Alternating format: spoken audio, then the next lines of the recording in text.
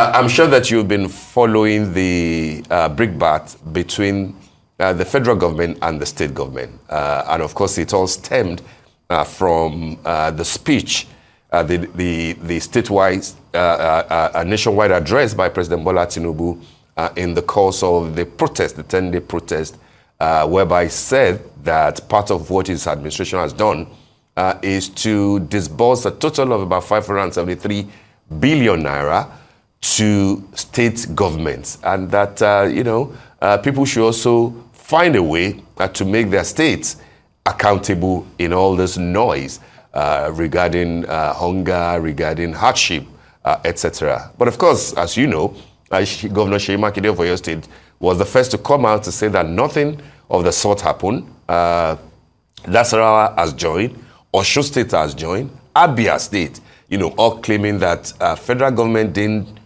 dish out any grant to them, that what they got was part of the NG Cares intervention, which was a World Bank assisted loan that states will be required to repay as part of the money, to take care of their needs, certain part of their need because of COVID-19.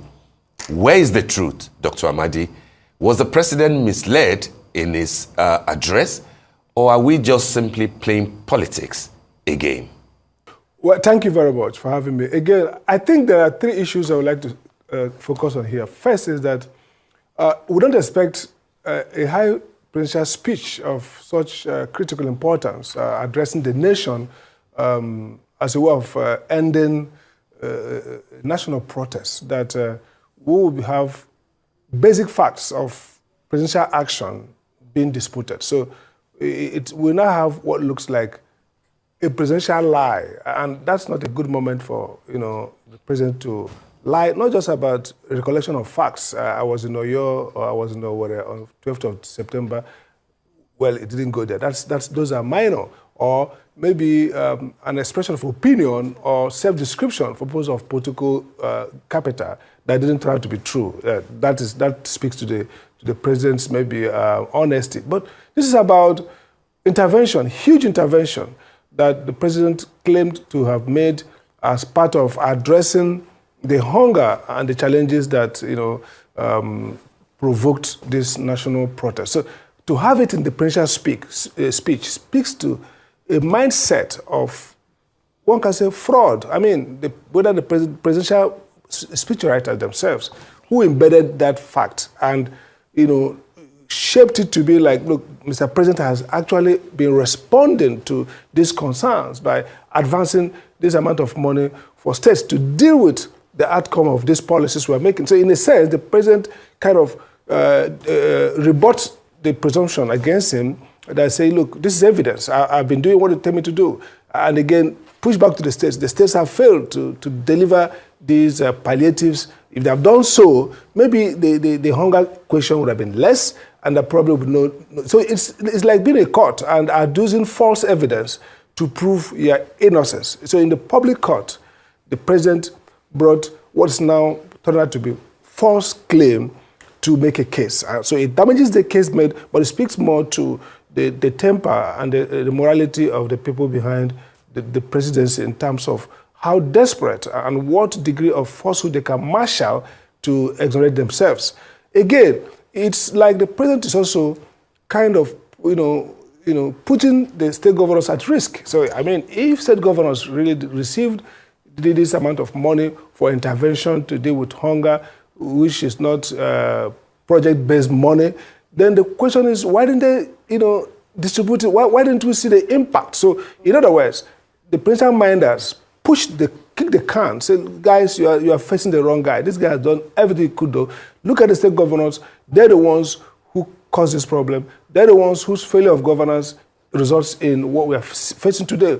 And so if that was true, then the president has made a case why we should now, pivot to the state governors as the villains in this case. Right. So the governors are right to, mildly fight back. Right. So for me, it was an error. It was a tactical, defense. Go ahead, yeah. Sorry. Yeah, Dr. Sam Amadi, I'm sorry to interrupt you here because, you've used two very strong words to describe what the president had said.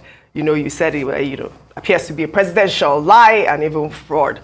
But the federal government, through the Ministry of Budget and Economic Planning, had put out an ad on July 22nd, to be specific, on This Day newspaper, announcing the reimbursement of 438 billion naira of this World Bank intervention loan to 34 states and the FCT.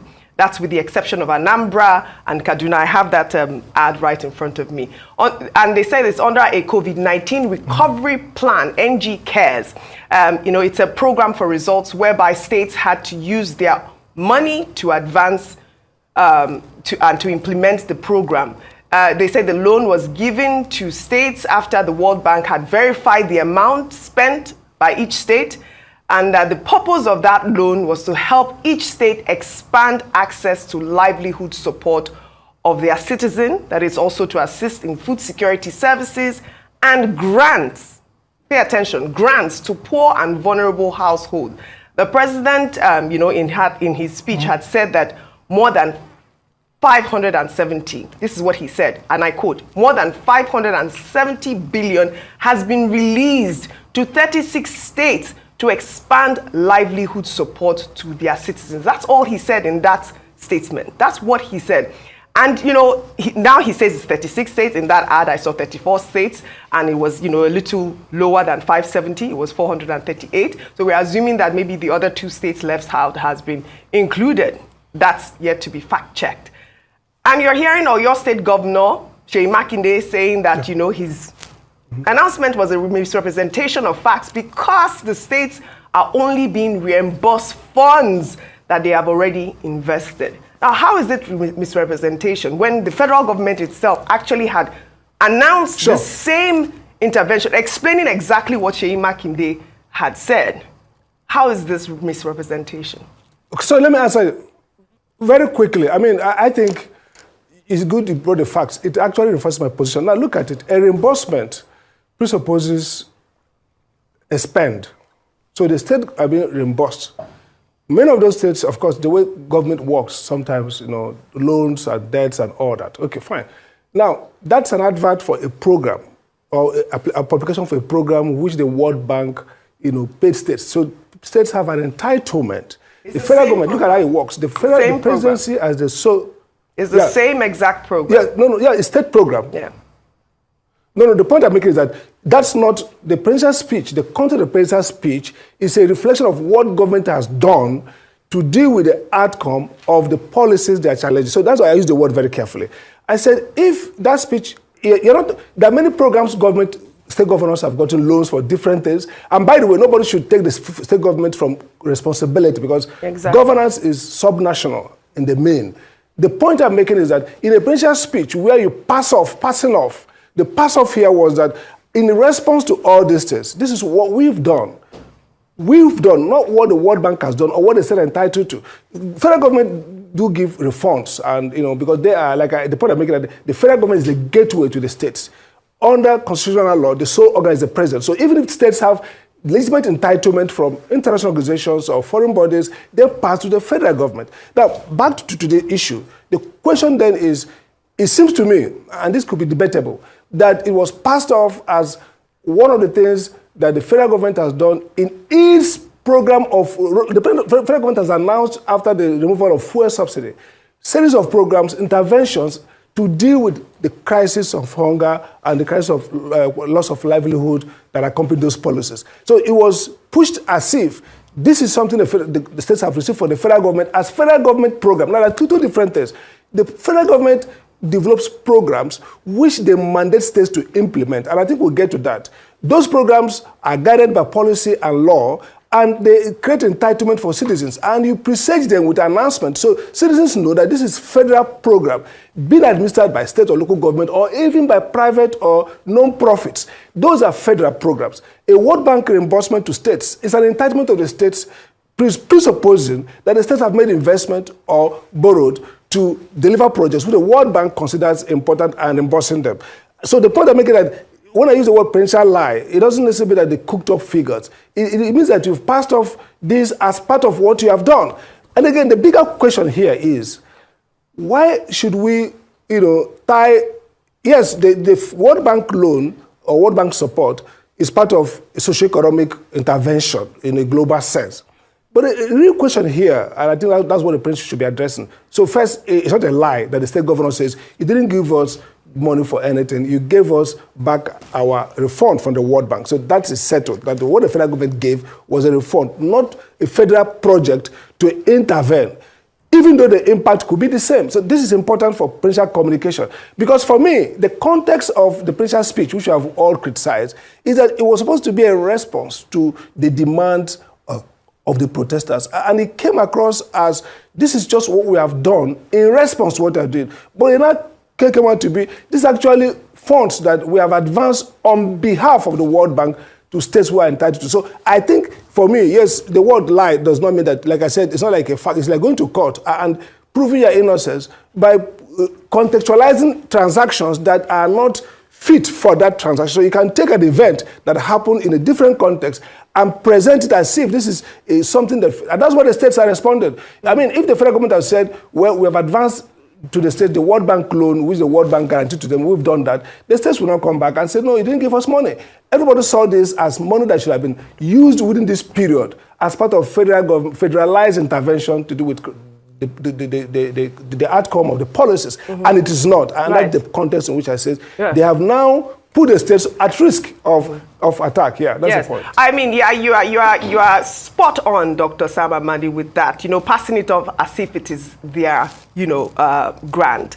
Because the governor of Nasarawa State, like Steve had highlighted, last week said that, the World Bank loan was for infrastructural projects and not for palliatives, and that the loan was an interest-free loan initiated back in 2020. Therefore, the loan predates the Tinubu administration. In fact, the first loan disbursement was done even before Tinubu became president in May 2023. But, when you look at the reimbursement announcement, this back in July, the Ministry of Budget and Economic Planning gave that impression that you are saying. They said that the program was made possible because of the various policy reforms introduced by President Tinubu, which enabled states to invest heavily in the program. In fact, the ministry said, and let me quote here, that NG Cares is one of the social protection programs that are implementing the tenets of the Renewed Hope agenda. I mean, this is the question a lot of people are asking. Why would you make such a statement, this semantics to deceive Nigerians? That's the question. Absolutely. I think the answer to that question is, look, you govern according to your social psychology. This government really is a strong government on politics and propaganda. Propaganda, quote unquote, it doesn't mean falsehood. But it means that there is you use communication to solve technical and managerial problems. If you're not driving your policy well, everything is under the mantra of renewed hope. So you see talking points around renewed hope, and so this deception is a product of that mental fixation around propagandizing. Look, you don't need to do that. This is not part of any renewed hope intervention. This is something that predates your government. And so governance runs, some of the bureaucratic things are not politically visible. They are part of transactions for years. And so government run them as routine administrative work. But then you have to speak to what you are doing in terms of policy. So it seems to me that the inability to really, first, inability to create policies that are transformative, and inability to explain these policies in the sense, in the way that they show how government is transforming, is the reason why there's so much fallback to propaganda, to misspeak. And then you see also that sometimes presidential communications are contradictory. Somebody will say, we've got visa waiver from Dubai. Somebody will say, it's not actually visa waiver, it was this. I think they should pause and say, look, let's get back to basics of governance. Let's look at the room and say, if you don't have the skill set, we bring the skill set, we develop policy. They probably have good intention, the intuition of how to run the economy. But then you need to get these policies well, and then communicate them well, and also tell the people that, look, people understand that there will be no massive transformation day one. But they want to see rationality in policy design. They want to see a commitment, honesty and sincerity in driving them. And they want also to see some short wins that kind of signal the long-term gain that we're going to get. We're not getting those things. So each time you try to, if you do a communication audit of the government, of governance structures since, Tinubu came to power, you see a lot of these misrepresentations and mischaracterization because of these overwhelming itch to get into the propaganda war, to kind of, blind spot people, to kind of stop any wave of criticism, to, frightened by criticism. That's not how to govern. Be calm. Explain what you're doing. Don't have this instinct to go and say what you're not doing and then confuse yourself and then lie. Because when the government begins to lie, it loses the credibility. I mean, why should we believe presidential communication if we see that they're actually lying needlessly? You don't need to do that. So I think that failure to understand or to create policies that give confidence of government approach to governance, and inability to explain what you're doing in a way that people see, oh, this is the roadmap. And even though we're not happy with the outcome, but we can see, we can keep faith with that process. That inability is what is pushing them further down the path of propaganda, miscommunication, and then being much more combative in trying to then prove we're running the government well, and then you keep on making that mistake. So I think it's a social psychology, because it's about how you define your governance. And maybe too much politics too early creates that, because these are the kind of things you see on soapbox campaigns. People lie a lot, whether in the US, anywhere in the world, half-truths, half-baked truths, misrepresentations, just to create the optics and create the narrative that you want to sell to voters. But after election, in governance, you should sit back and know that, look, the projects, outcomes, results will penalize you in the short to medium term. I don't know what happens with election. That's a different issue. But for governance, they're not getting it right. And that's the problem I see. Yes, thank you, Dr. Sam Amadi. Now, I actually have a question along the line of what you're saying, because we're talking about semantics, we're talking about propaganda, but I think the framing by the federal government, do you think this is frightening? Do you think that they possibly do not understand the difference between a loan and a grant? Or that they do not believe the Nigerian public will understand the difference between a loan and a grant? Because by, putting out the image that the governors are receiving endless billions of nairas, as though it were a grant which is not tied to particular, or as though it were a grant instead of loan, which loans are tied to particular programs. Loans have to be repayable. They might have to be repayable with interest, that this is World Bank mandated. And so if this is monies that has to be repayable, it would not be, for example, proper to use it for a program that we've seen from the federal government, for example, sharing of rice, because how do you get the money back if you just buy bags of rice and put it on a truck? So do you believe that the federal government is intentionally misleading the Nigerian public by obscuring whether we have a loan or a grant, and what that means for the government and what that means for the people? Because any loan taken now or any loan used now will have to be paid in the future by Nigerians. Well, first, I don't know the due process mechanism of cross-checking presidential speeches. So I don't know, it depends on who writes them and the level of sensitivity to error. One of the things, honestly, I can say is that both in terms of hirings, in terms of mistakes, in terms of nullifying, for example, the president first rolled out board members of teacher institutions in Nigeria. After a day or two, they roll it back. So I've seen a lot of errors that tells me that tell me that maybe there's not too much safeguards in terms of, or so much commitment to factuality in some of the presidential communication, whether presidential speech or other formal communication. So that might be that people really don't care. In the heat of campaign, protest, of you got to do something, you have to crowd in too many things we are doing.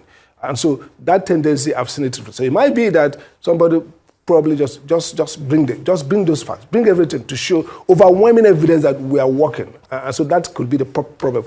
I don't think that anybody in the bureaucracy of government will not know the difference between a grant, a loan, and other government interventions, schemes of financial schemes to address problems. They should be able to know.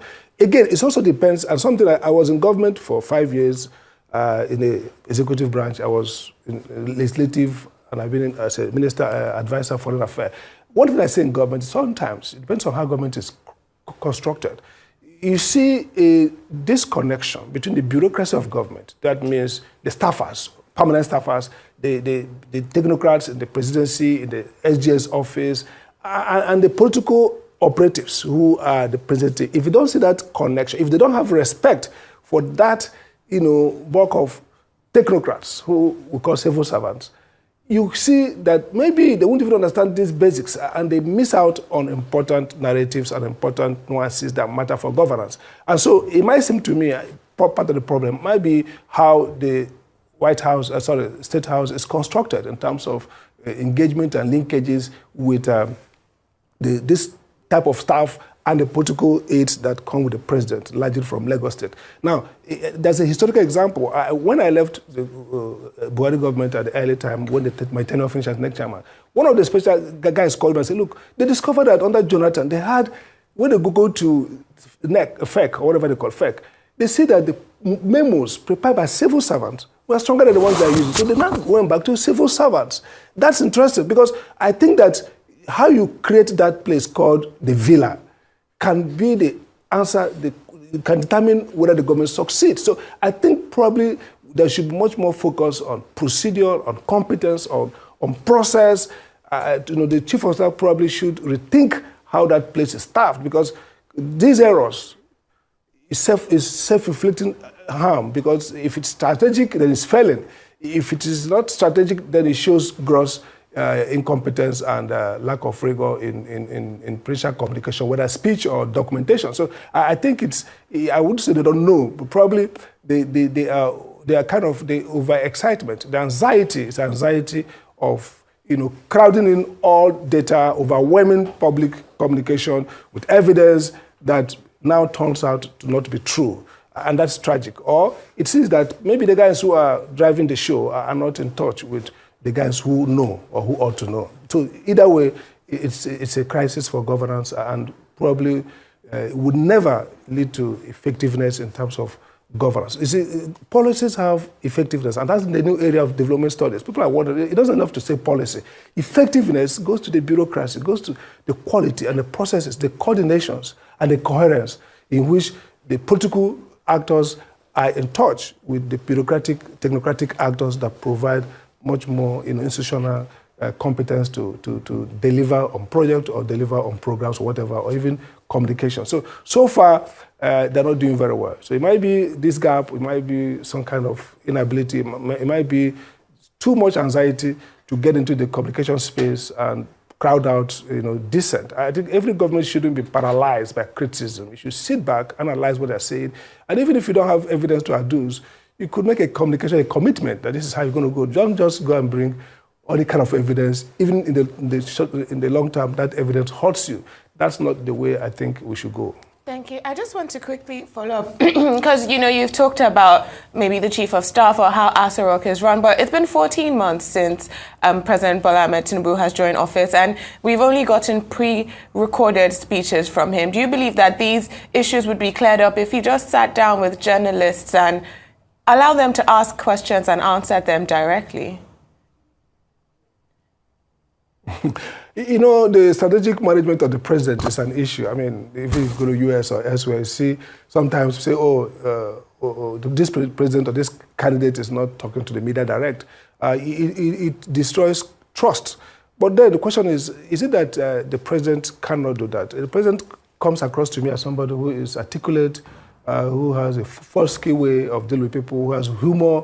So I don't understand why he can't grant interviews. So that's probably what you don't know. But on appearance, I think he's stable enough, smart, is able to engage with one-on-one. So I think that maybe the managers are not properly estimating the damage of not having the president speak to Nigerians, speaking only prepared, and not just prepared, but recorded speech. I mean, the most dramatic is the president reading his speech and people on social media reading the text with him line by line. We know that media always gets advance copy, but the fact that it went viral and now, a caricature of the speech was terrible. So I think that they need to rethink the strategy of shielding him from real interviews, with journalists real time. I mean, Jonathan, with everything said against him, Buhari tried a couple of, those kind of one-on-one. I think the president, in my view,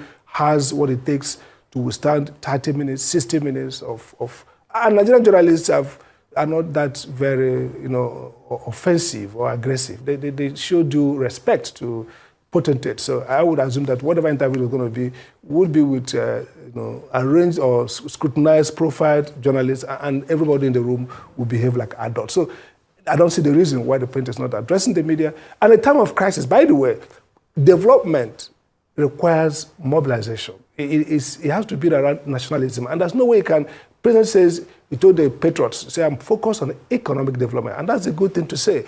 But they can't do economic development in such a disarticulated economy like ours if you are not able to use the bully pulpit, presidential speech to mobilize citizens. And you don't do that with this prepared error-reading text. You just have to do it, engaging the people and finding a way to inspire confidence and trust in you. So I think it's high time he brings back, those media chat. I mean, we used to have the fortnightly media chat. It's good. It shows the president is aware. It connects with the people. It creates an optics of an attentive president. So the notion that the president will be away for 1 week or, we don't hear from him under national emergency, and then he comes in to read a televised, a videoed speech and retreats back to courtesy call by personages.